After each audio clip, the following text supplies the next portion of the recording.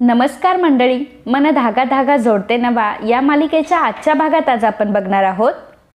सार्थक आनंदीला म्हणत असतो की आता मी आपलं मॅरेज सर्टिफिकेट बनवतो आणि एकदम चांगलं लॅमिनेशन करून ना दारावरच्या भिंतीवरच लावतो, म्हणजे येणाऱ्या जाणाऱ्यांना कळेल की आपलं लग्न झालंय ते. तर आता यावर आनंदीला काय रिॲक्ट करावं तेच कळत नसतं. आनंदी म्हणते की अजून काय काय सुचतंय सर तुम्हाला. तेव्हा सार्थक म्हणतो की हो सुचतंय ना, आपण एक काम करूया, मस्त ॲड्स वगैरे लावूयात, पेपरमध्ये जाहिरात देऊयात. आनंदी आता सार्थककडे बघू लागते तेव्हा सार्थक गप्प बसतो आणि चुपचाप कामाला निघून जातो. त्यानंतर गाडीतून जेव्हा सार्थक आणि बेनारे चाललेले असतात, हा बेनारे सार्थकच्या हातामध्ये चावी देतात. सार्थक विचारतो की ही कसली चावी आहे.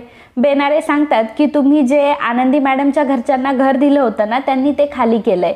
सार्थक म्हणतो की असं का केलं त्यांनी. बेनारे म्हणतात की मला तर ते काही माहीत नाही, पण आनंदीचा जो दादा होता तो खूपच रागवलेला होता. तेव्हा सार्थकला आता काय घडलं असेल ही परिस्थिती आता जाणवलेली असते. इकडे अण्णा, मनोज आता सर्वजण त्यांच्या जुन्या घरात आलेले असतात.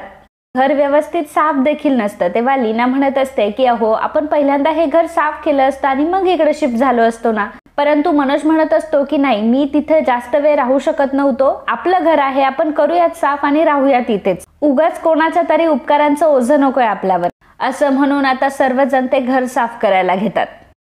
तर इकडे अर्णव हा पायऱ्यांवरती खेळत असतो. आनंदी ते बघते आणि आनंदीला असं वाटतं की अर्णव पायऱ्यांवरून खाली पडणार तर नाही ना, म्हणून आनंदी अर्णवला पकडायला जाते. आनंदी जेव्हा अर्णवला पकडते तेव्हा अर्णव मोठमोठ्याने रडायला लागतो. तितक्यातच शलाका तिथे येते. शलाका अर्णवला विचारते की काय झालंय अर्णव. अर्णव सांगतो की मामी मला खेळून देत नाही आणि तिने मला पकडलंय. शलाका अर्णवला तिथून जायला सांगते आणि आता आनंदीला बोलू लागते की काय ग, मोठ्यांवर तर तू जादू केलीयस, आता लहानांना सुद्धा सोडत नाहीयेस का तू.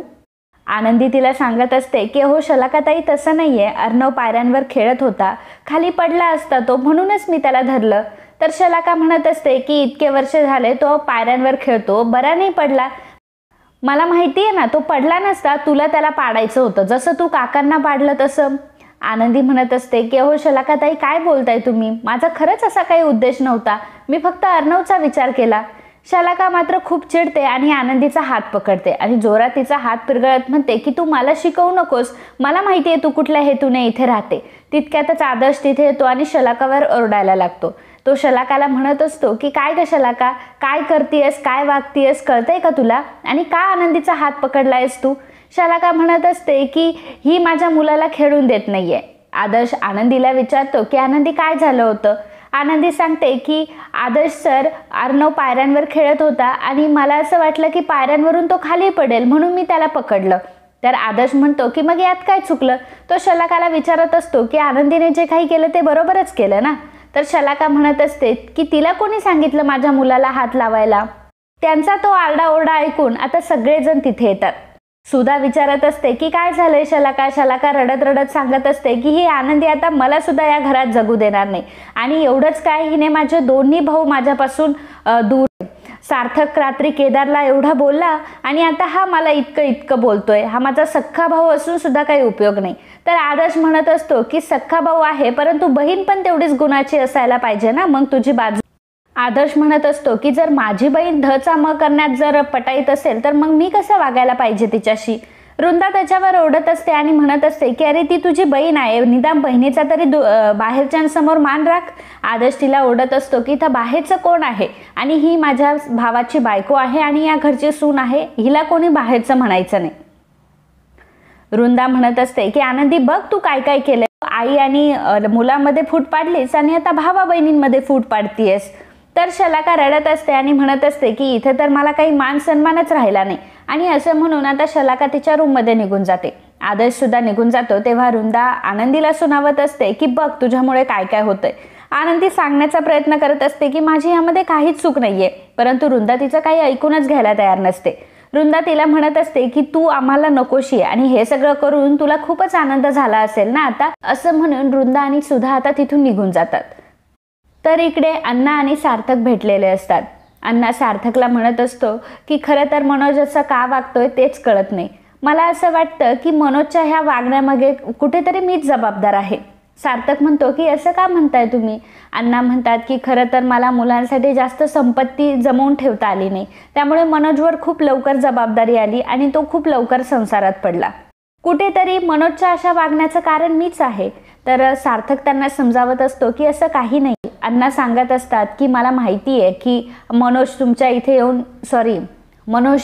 इथे येऊन खूप गोंधळ घातला, त्यामुळे आकांक्षाताईचं लग्न मोडलं आणि याचा पश्चाताप मनोजलाही कुठेतरी होतं की ज्या व्यक्तीने आपलं जेव्हा घर जळालं तेव्हा घर राहायला दिलं, वेळोवेळी आपल्याला मदत केली, आज त्यालाच आपल्यामुळे प्रॉब्लेम झालाय आणि त्यामुळेच त्याने त्या उपकाराच्या ओझ्याखाली ते घर सोडलंय.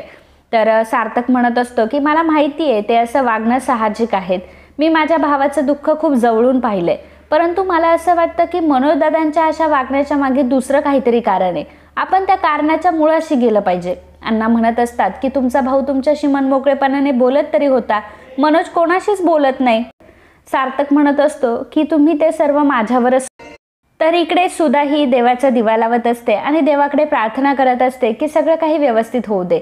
परंतु त्याच वेळी ती अक्कूला हाक मारते आणि अक्कूला म्हणते की अक्कू, आज तुझ्या हाताने तू दिवा लाव. तर अक्कू म्हणते की ठीक आहे आई. अक्कू सुधाला म्हणत असते की आई, तू माझ्यावर रागवली तर नाही ना? खरं तर मी पाहुण्यांना जे नाही ते बोलले त्या दिवशी.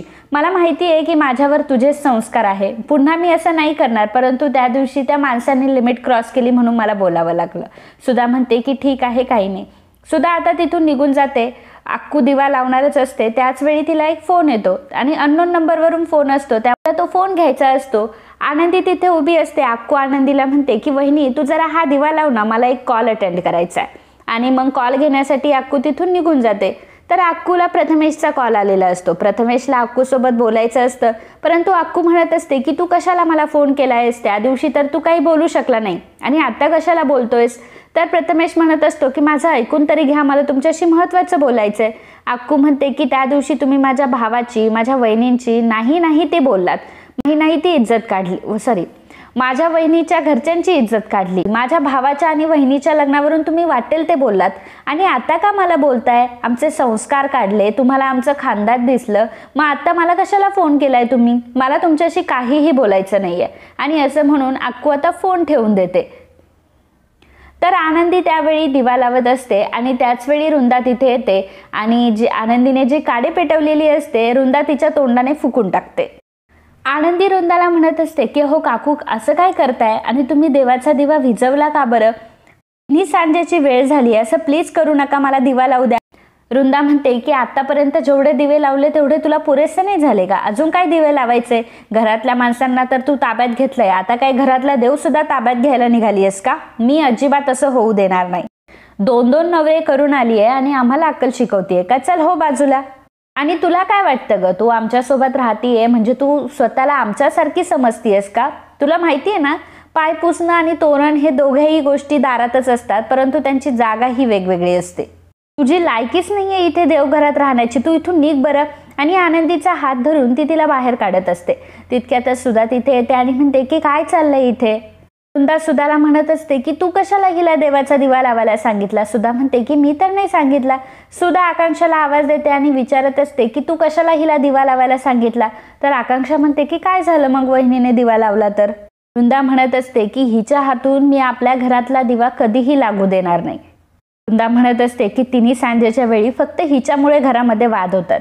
सुधा आनंदीला म्हणत असते की आनंदी, मी तुझ्या समोर हात जोडते, तू इथून जा बरं निघून. आनंदी तिथून निघून जात असते. त्याच वेळी सार्थक येतो आणि म्हणतो की थांबा, लावा तुम्ही दिवा, तुम्हाला लावायचा आहे ना दिवा, तुम्ही या घरातली सून आहे आणि या घरातला दिवा लावण्याचा तुम्हाला अधिकार देखील आहे. सार्थक आता रुंदाच्या हातातून माचीस घेतो आणि म्हणतो की आनंदी, काही लोक आहे ना फक्त इतरांना भडकवण्यासाठी काडी पेटवतात, परंतु आपण चांगल्या कामासाठी पेटूयात, दिवा लावूयात त्याने, आणि तुम्हाला कोणीही काहीही म्हणणार नाही. मी आहे ना इथं, बघतो मी कोण काय बोलतं ते.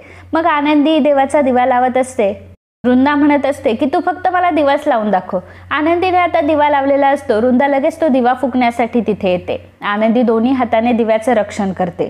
आणि मित्रांनो, आजचा हा भाग इथे संपतो. पुढील भागात आपल्याला पाहायला मिळणार आहे सार्थक आणि आनंदी दोघंही आता अण्णांच्या घरी आलेले असतात. मनोज हा दरवाजा उघडतो तर सार्थकला आणि आनंदीला बघून सर्वांना आता टेन्शन आलेलं असतं, कारण ते बॅग घेऊन आलेले असतात. मालती विचारत असते की काय झालंय, काही प्रॉब्लेम झालाय का? तेव्हा सार्थक सांगतो की आजपासून तुमची मुलगी तुमच्या इथेच राहणार. आणि हे ऐकून सर्वांना मोठा धक्का बसतो. तर मित्रांनो, असेच मन धागा धागा जोडते नवा या मालिकेचे डेली अपडेट बघण्यासाठी आत्ताच आपल्या चॅनलला सबस्क्राईब करा.